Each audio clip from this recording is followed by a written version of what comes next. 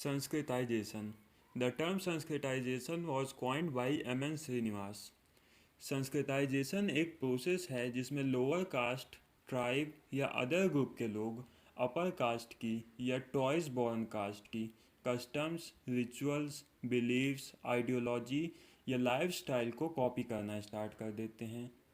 Toys born cast, जो हमारे यहाँ की कास्ट हायरार्की है, उसके अपर थ्री ब्राह्मण, क्षत्रिय, वैश्यास के एडल्टहुड में जाने के बाद उनका जनेऊ धारण होता है, सैक्रेड थ्रेड सेरेमनी होती है। उसी प्रोसेस के बाद से उन्हें टॉयज बॉर्न कास्ट कहा जाता है। तो lower caste people twice born caste की और अपर कास्ट की लाइफस्टाइल को कॉपी करना स्टार्ट कर देते हैं अपना सोशल स्टेटस बढ़ाने के लिए। ये इसी प्रोसेस को कहा जाता है संस्कृताइजेशन। ऐसे भी कुछ रीजन है जहाँ संस्कृताइजेशन नहीं बल्कि डीसंस्कृताइजेशन देखने को मिलता है। फॉर एग्जांपल, पंजाबी कल्चर में 19वीं सेंचुरी के थर्ड क्वार्टर से पहले तक संस्कृत का बिल्कुल डोमिनेंस नहीं था। वहाँ पर पर्शियन इन्फ्लुएंस डोमिनेंट था। संस्कृताइजेशन काफ़ी इंपॉर्टेंट टर्म है, इसके बारे में आप ज़्यादा नॉलेज रखेंगे तो आपके लिए अच्छा होगा। बोर्ड एग्जाम्स में इससे क्वेश्चन जरूर आता है। संस्कृताइजेशन के through low caste people hierarchy में अपनी पोजीशन इंप्रूव करना चाहते हैं। Sanskritisation suggest a process whereby people wants to improve their status through adopting of names and customs of culturally high placed groups. आइए आगे बढ़ते हैं और संस्कृताइजेशन के क्रिटिसिज्म पढ़ते हैं।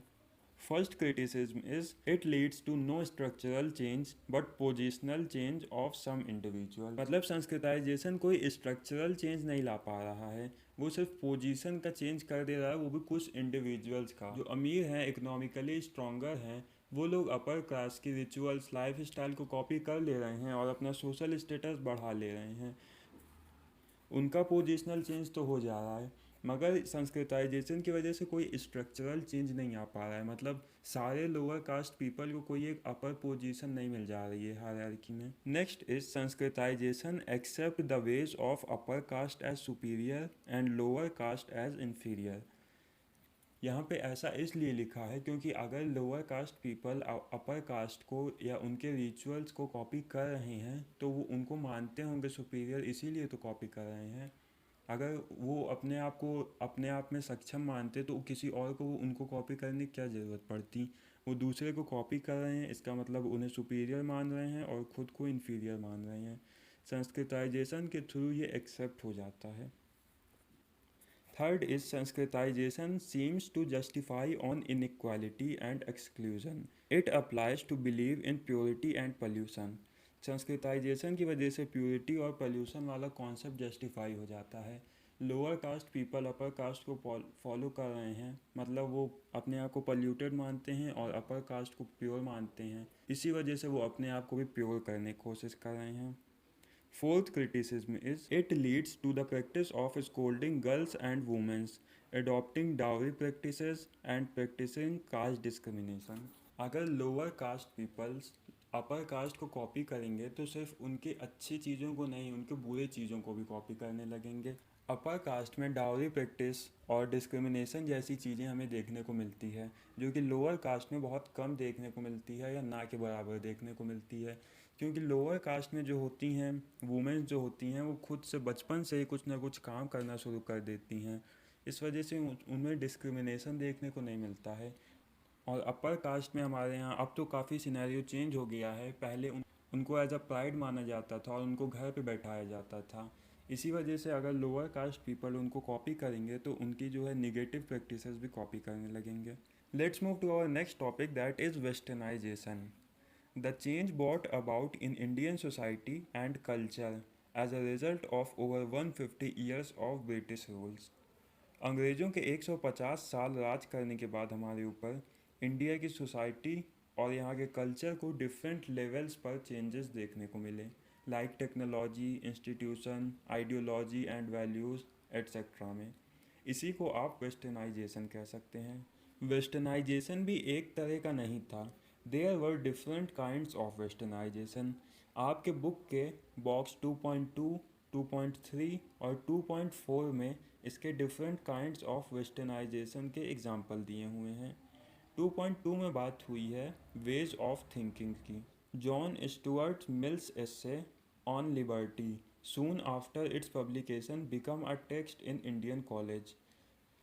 जॉन स्टुअर्ट मिल का जो एस्से था ऑन लिबर्टी जब पब्लिश हुआ तो इंडियन कॉलेजेस तक पहुंचा। उसके टेक्स्ट्स इंडियंस को भी जानने का मौका मिला अबाउट मैग्ना कार्टा और अमेरिका और यूरोप में जो स्ट्रगल चल रहा था फॉर लिबर्टी एंड इक्वालिटी। तो इंडियंस को समझने का मौका मिला कि इन्हीं सब चीज़ों के लिए तो यार हम भी फाइट कर रहे हैं, इसी सिचुएशन में तो हम भी हैं, तो हमारे साथ इतना डिस्क्रिमिनेशन क्यों।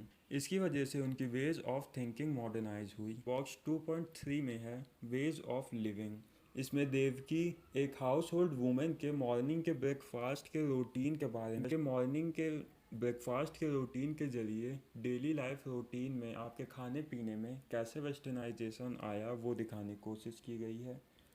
अब आते हैं बॉक्स 2 पाया गया है कि कैसे वेस्टर्नाइजेशन से इंडियन आर्ट स्केच लिटरेचर की इन्फ्लुएंस हो रहा था। इसमें बताया गया है कि 1970 में आर्टिस्ट रवि वर्मा को पोर्ट्रेट बनाने का ऑर्डर मिला जिसके लिए उन्हें पैसे मिले थे। ये थी वो पेंटिंग। इसके ब्रीफ्स आपको जानना हो तो इस बॉक्स में पढ़ लीजिएगा। हमें जानना था डिफरेंट काइंड्स ऑफ वेस्टर्नाइजेशन के बारे में, जो कि हमने देखा westernisation in ways of thinking, westernisation in ways of living और westernisation in art and literature में। लास्ट हमें इस चैप्टर में पढ़ना है modernisation. Modernisation referred to improvement in technology and production process increasingly. However the term had a wider uses. Improvement in technology and production देखने को मिलता है। However the term had wider uses. इस टर्म के और भी मतलब हैं, आइए उनको समझते हैं। Modernity assumes that local ties and patriarchal perspective gives way to universal commitments and cosmopolitan attitudes, that the truth of unity, calculation and science take precedence over those of the emotions. India में हमारे यहाँ अंधविश्वास, discrimination, superstition, जादू टोना में बहुत विश्वास किया जाता है। मॉडर्निटी यही है कि इन सब से ऊपर उठकर truth of utility, calculation, science ऐसी चीज़ों पर डिपेंड होना चाहिए, अपने इमोशंस पर नहीं। मॉडर्निटी आने से इम्पोर्टेंस इंडिविजुअल को दिया जाने लगा, ग्रुप को नहीं। हर इंडिविजुअल का ओपिनियन अब मैटर करता है। ऐसा नहीं है कि कोई रिलीजन कम्युनिटी हो, वो किसी चीज़ को अपोज करती हो या उसका नाम गलत जगहों पर आता हो, तो पूरी रिलीजन कम्युनिटी को एज अ विक्टिम नहीं देखा जाएगा या उसके साथ उस तरह गलत व्यवहार नहीं किया जाएगा। अब इंडिविजुअल और ग्रुप को दो डिफरेंट एंटिटीज़ माना जाता है, दो डिफरेंट एंटिटीज़ की तरह देखा जाने लगा है। हालांकि अभी भी इंडिया को बहुत मॉडर्न होना बाकी है। आइए बढ़ते हैं अपने इस चैप्टर के लास्ट टॉपिक की तरफ, जो कि है secularization. Secularization has usually meant as a process of decline in the influence of religion. Secularization का सिंपल मतलब होता है, इसकी मीनिंग से ही आपको पता चल रहा होगा, डेफिनेशन से ही, कि decline in the influence of religion. अब जो रिलीजन को इतनी ज़्यादा इंपॉर्टेंस दी जाती थी वो कम होने लगेगी। रिलीजन को इम्पोर्टेंस देना भी गलत नहीं है जब तक वो किसी कम्युनल रूप में ना आ जाए। कम्युनल एक एग्रेसिव फॉर्म होता है रिलीजियस का, जिसकी वजह से दंगे फसाद होने लगते हैं। लोग अपने रिलीजन को इतना ज़्यादा इंपॉर्टेंस दे देते हैं कि दूसरे कम्युनिटी को, दूसरे रिलीजन के लोग को हार्म तक करने की कोशिश कर देते हैं। सेक्युलराइजेशन का यही सिंपल मतलब था, declination in the influence of religion. So that's it for this chapter. आपसे मिलेंगे अगले वीडियो में। इस चैप्टर का ये पीडीएफ जो आपके स्क्रीन पर दिख रहा है, आप लिंक में आप नीचे डिस्क्रिप्शन में जाके डाउनलोड कर सकते हैं। आपके लिए हमने बोर्ड लेवल का एमसीक्यूज प्रिपेयर किया हुआ है।